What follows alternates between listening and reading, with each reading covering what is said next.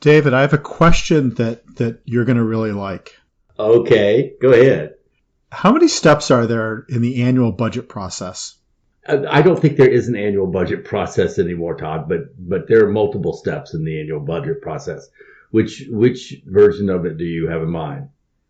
Oh, that's a good point. So yeah, it has evolved. So I was thinking sort of in a traditional sense or in a classical sense. There's the it starts obviously. Well, let's take a step back. So the federal fiscal year is supposed to start on October 1st. So That's right. fiscal year 2022 will start on October 1st of 2021. And traditionally, the way I think of it, the first step, recognizing there's steps before this, but the first sort of very public step is the president, the sitting president, unveiling the administration's budget. So that happened recently. Would you consider that the first step, or do you go back even earlier? I think that for all intents and purposes of our listeners, I think that's really what we would say is the beginning of April, President Biden released a skinny budget. It does not have all of the mandatory funding, but it has most of the discretionary. And I know that we always talk about what the difference is between those two. Yeah, so I guess before we get into the difference between discretionary funding and entitlements or mandatory funding, why was what President Biden unveiled in early April? Why is that called a skinny budget? Because it had the big ticket items that he wanted to see put in there, but it did not have all of the actuarial things that you need for a budget. And there needed to be a lot more understanding of exactly what was happening in the defense budget. That's going to be something that conservatives and Republicans are going to really want to hammer out a lot more. But there were really big increases in discretionary spending, and they really went very heavily. The biggest of all was education, but also into healthcare, and just a whole lot of different areas where you were basically seeing what he wanted to see done, and also a lot of investments in housing. Yeah, so I think, one way to think about this is usually the president has a State of the Union because this is the president's first year. That doesn't take place. But in the State of the Union, which takes place in late January, the president outlines kind of a vision for the next year. And as part of that vision, talks about some of these initiatives. And then the skinny budget, if you will, provides more detail, sort of a written summary of those with some, but not all of the price tags. And I think the point you're making, which is really well taken, is, not showing the math sort of behind some of these. Exactly. So this is sort of the first salvo, if you will. Let's then kind of shift to discretionary funding versus entitlement. So I'm curious. I mean, here's how I think of it is discretionary funding is something that needs to be appropriated by Congress. So each year, Congress must agree to appropriate funds for certain federal agencies and programs. So a good example is the National Institutes of Health. So that's sort of one half of the equation. And within that half, and I know it's not exactly half, but within that half, there are then two halves. One is defense-related funding, and the other is non-defense related funding. And again, NIH being one of the big examples. And then the other half, so those are sort of two quarters, if you will, the other half of the federal budget is entitlement funding. These are things that happen automatically. They're mandatory. And the only way they can be changed is if Congress actually comes in and makes a change. And so the biggest program there, of course, is the Medicare program. Medicaid is another big entitlement program. Is that a reasonable sort of way to think about kind of non-defense discretionary, defense discretionary, and then entitlements is kind of a big picture view of the federal budget? Yeah, I just would throw in Social Security along with Medicare. And also now it's become servicing the federal debt has also become a big item, ticket item in that category. That category being entitlements. Yes, I'm sorry. Yeah, so mandatory spending. In that case, that makes more sense. Okay. So walk us through kind of from your perspective, what are some of the highlights in the skinny budget across these different areas? Well, let's talk about the big one for healthcare. Okay, so the budget was very heavy on really looking at public health initiatives, and so it gives CDC the largest request for increase in 20 years. It asked for $8.7 billion for Centers for Disease Control. And they also, within NIH, National Institutes of Health, they also have highlighted a $6.5 billion fund to create what's called an Advanced Research Projects Agency for Health. So that would be ARPA for Health. And ARPA is something that it originally comes out of the Defense Department, and it was called DARPA. So it was the same thing. It's Defense Advanced Research Projects Agency. And within that, there's a lot of latitude for that agency to take those funds and really go after issues that they have not really been able to crack, and they really to go after them.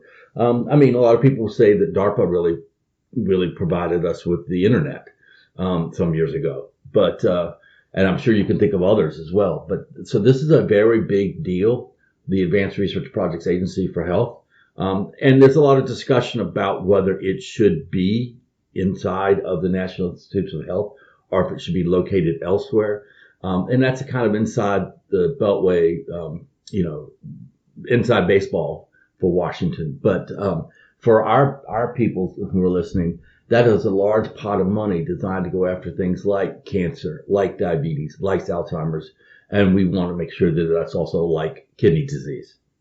Yeah, so I do think before we move off this topic, it is interesting that the way DARPA was established is that it reports directly to the Secretary of Defense. However, the way this healthcare version of DARPA or ARPA Health is being proposed is that it would report directly to the director of the NIH, so to Building 1, as opposed to the HHS secretary. And so you can already see kind of a potential discussion that will take place in Congress and probably within the administration. So I think that's a real interesting sort of, like you said, inside the Beltway political discussion to watch play out. I think a second issue that you alluded to, but I think is really important, is that the Medicare program, so an entitlement, not part of the NIH, is what funds the Medicare ESRD program. So as we provide dialysis to any American who has kidney failure, that all happens on the entitlement side. However, most of the research funding takes place on the discretionary side. And so you have this sort of disconnect, if you will, between where payment is being made to cover care versus sort of where research is being funded. And so I think one of the challenges we have is regardless of where this DARPA for Health or this ARPA for Health lands, is that there is this connection made so that the federal government realizes there's opportunities with more research funding for kidney diseases and kidney failure that'll help on sort of the expense side within the entitlements. So really interesting and sort of dynamic situation there. It is. It is an exciting development, but like I said, I think the inside Beltway conversation about where it lives is probably going to be influenced by a lot of different things, including the past administration and also just where this administration wants to go. So one of the things that I hadn't realized until recently is it's, I think, exactly the 20-year anniversary of when the Healthcare Financing Administration became the Centers for Medicare and Medicaid Services. And Uwe Reinhardt, the healthcare economist, pointed out that the acronym is CMS, and so they sort of dropped either Medicare or Medicaid from the acronym, which is interesting and perhaps intentionally or unintentionally, saying something. But so we have the Centers for Medicare and Medicaid Services and really the role that it plays in administering both the Medicare program and the Medicaid program. But then also more recently, coming out of the Affordable Care Act, or better known as Obamacare, the Centers for Medicare and Medicaid Innovation and some of the activities related to the care models for kidney care. Just kind of curious as to, as you think about the budget, you think about sort of the future and some of the changes to the Medicare program and the Medicaid program, what you're seeing out of CMS and CMMI in the current environment. Well, I think I'm going to start with CMMI, and the reason for that is because the appointee to lead up the Centers for Medicare and Medicaid Services, CMS, that appointee, Shakita Brooks-LaSure, has been put on hold, and I don't know exactly how long it'll last, and we may be listening to this podcast after it's been removed, but I'm not sure. I think it might take a little bit of time because there's a battle going on between the state of Texas and the Biden administration that's rolled back one of the Medicaid waivers that the Trump administration gave to Texas for 10 years at the end of their tenure. So, and so therefore the senior senator from Texas, John Cornyn, is very upset about it and has put the nominee to run CMS on hold. But over in the Innovation Center, at CMMI, that also is really, that's where all the payment models are, and that's where the Kidney Care Choices model is that has been put on hold until January 1, 2022. And I think what's really interesting is the person who is taking over that, Dr. Liz Fowler, taking over CMMI, was instrumental in really crafting and creating the Affordable Care Act and creating the Innovation Center. And so just recently, after taking office, she gave her first address, and it was to the National Association of ACOs, Accountable Care Organizations. And, she really did kind of lay it out. And she said, we've got a lot more work to do. And we had a lot of things in mind when we created the Innovation Center. And she says in the last 10 years, she says she feels like a lot of the participants in their programs and a lot of the stakeholders from around the table have begun to really kind of lose sight of what the purpose of the center is. And I think that may be signaling the issue that they want. They want to put back in better health outcomes. They also want to put in really looking at equity issues. And the past administration, the Trump administration, really in the last couple of years wanted all of those programs to really be seen as budget cutters. And I think that what she's signaling is that those days for now are going to be gone, that they want to return to really looking for real improvements, and they want to make sure they're equitable and that they approach diversity.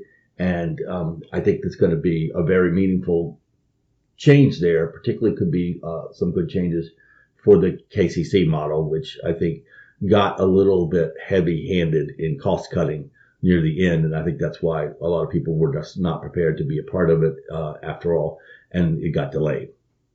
Yeah, it's interesting. I hadn't thought of it until this moment, but, Dr. Fowler has a background, her academic training is as a health services researcher and as an attorney.